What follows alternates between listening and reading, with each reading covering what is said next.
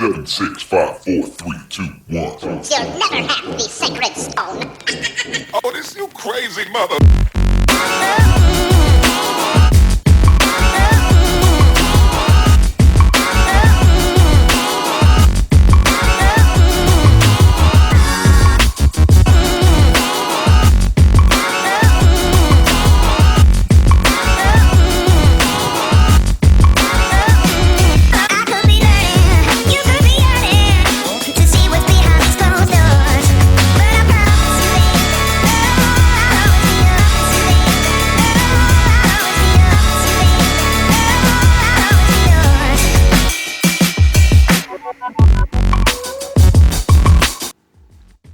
Alright, so I found a spot here. The distance is pretty laughable. It's about 20 meters. And I think it's a nice roosting spot for the doves. And especially this time of day, they like to come and sit in the trees. So yeah, let's see what happens. It's quite a bit of activity. Let's hope for the best.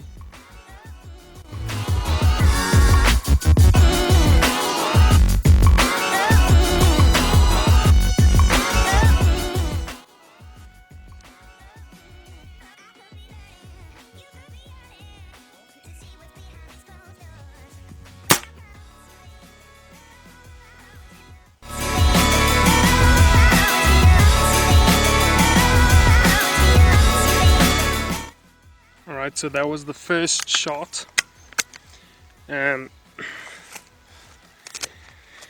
a top of a house sparrow, or like an English sparrow, which is a pest species here in South Africa, and they cause a lot of damage to the maize fields and the cornfields and things like that. So whenever we have a chance, we take them out. So today I'm using the Walther Century in 177 caliber. It's an FAC rated airgun, which is putting about 17 foot-pounds of muzzle energy. Quite a lot for a Springer, especially for a break barrel, but it does quite hold its own. On top of it, I've got a BSA scope. It's a 3-9. Usually set at about 8 power. Gives me the biggest range of parallax-free view because it is a fixed parallax. You can't adjust the parallax. With that, we are using some JSB Exact Heavies. These are the 10.34 grain, I believe. They're quite heavy, and as I said, about 20 meters, not that far, but still gets the job done.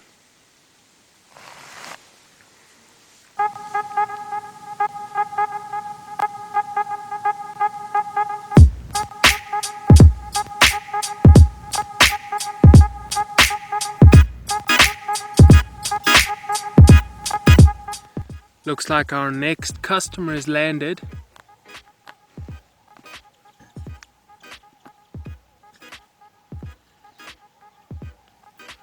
Right up there in the middle of the screen. That's about 25 meters. See if we can have this off-pan shot. 25 meters.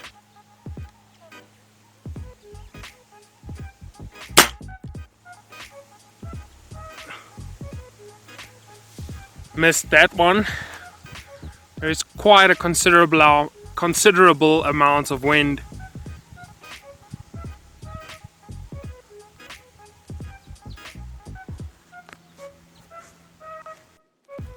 So the last two shots have been complete misses, and I just verified my zero and it's fine.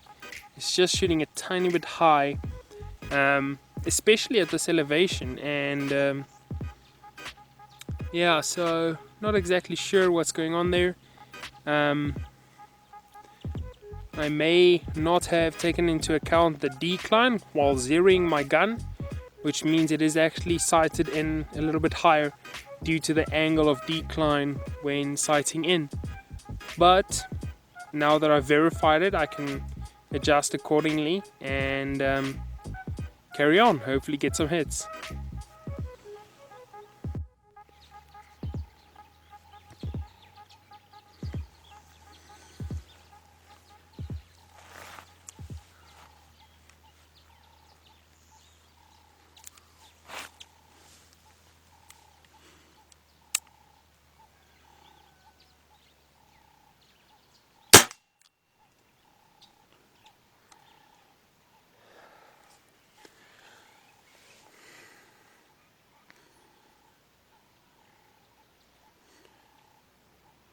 That's another one down.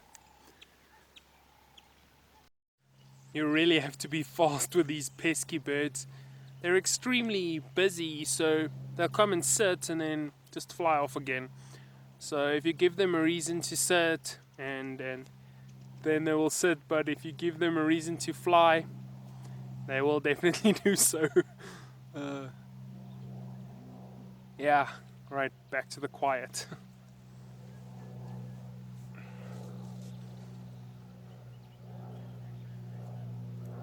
While I've got you here, I just want to talk a little bit about hold over and hold under. So, two of my shots were complete misses, and that was because I did not take into account the incline of my shots.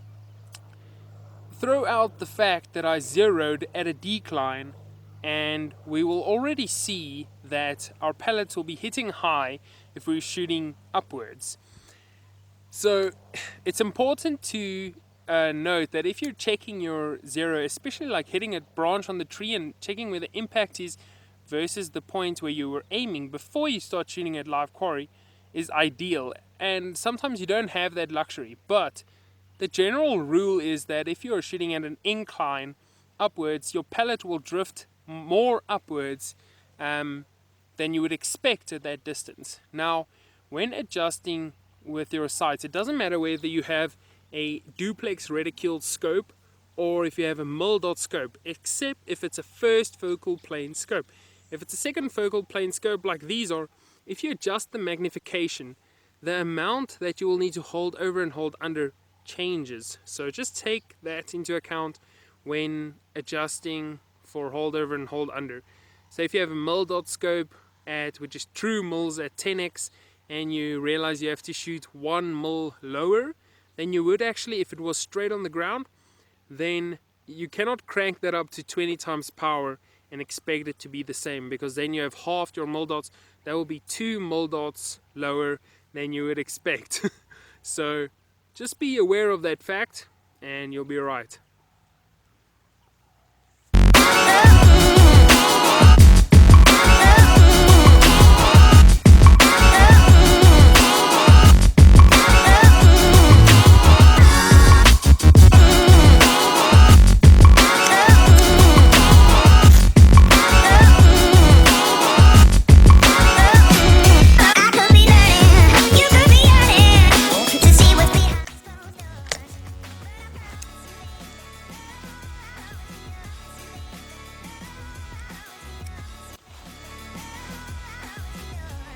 So I'm pretty sure I scared away any other potential customers for today over here. So probably gonna head on further into the little bush, see what we can get. So I've backtracked about 400 or 500 meters from where I was in the beginning of the video, and it looks like if we stay here, might be able to pull off a few shots before the sun gets too dark, or before the sun gets too low rather.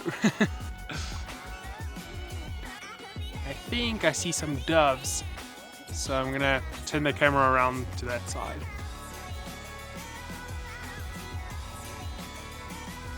Alright, so there's a dove way up there, but it's so far.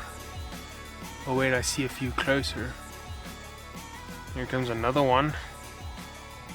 See where it's gonna land.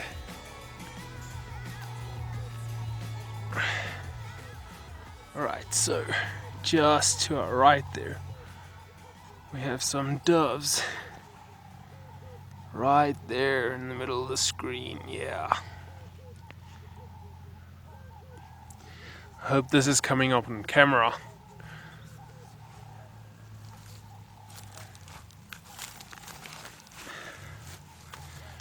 I'm gonna go for the left one there.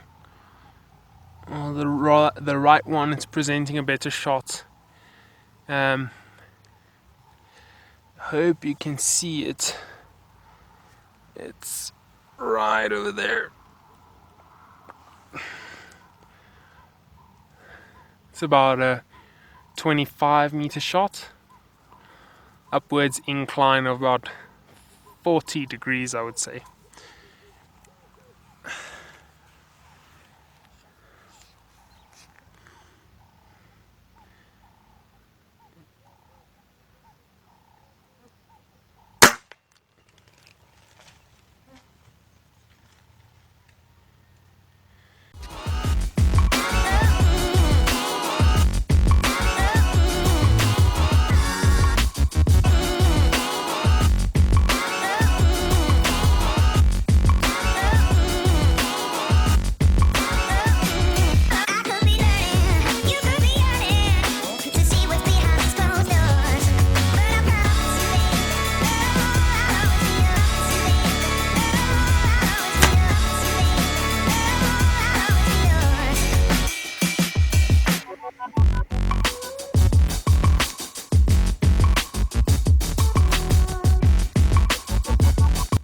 Alright, so as I was turning the camera around, another bird came in, had a shot at it.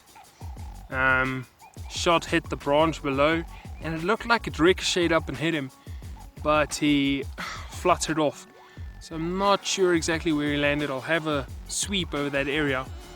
And there's these tiny feathers drifting down, but you could hear the pellet hit the branch. So that was interesting. But anyway, back to the dove that we just shot. Here it is. Nice Eurasian collared dove. They're also a pest species here in South Africa. And while I'm talking, I'm gonna load because they keep on coming in. They're also a pest species here in South Africa, so we can shoot them all year round with no bag limit, and it's great fun.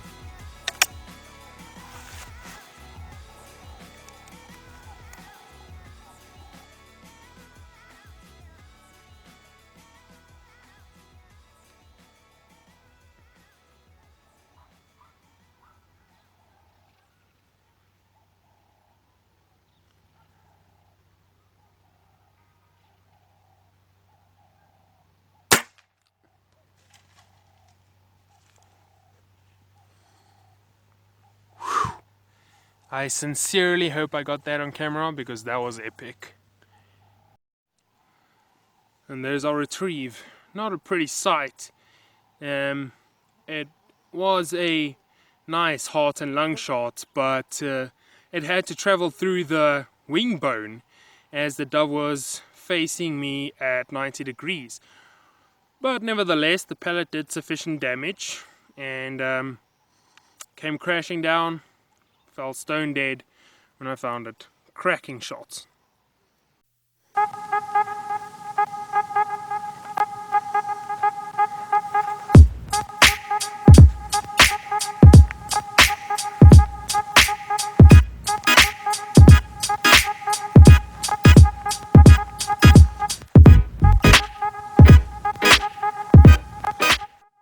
That's it from us here at Spring Powered South African Air Gunner.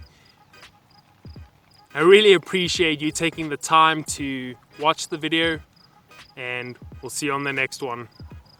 Bye.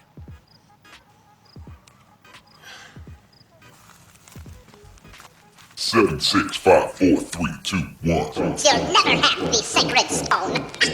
Oh, this you crazy mother.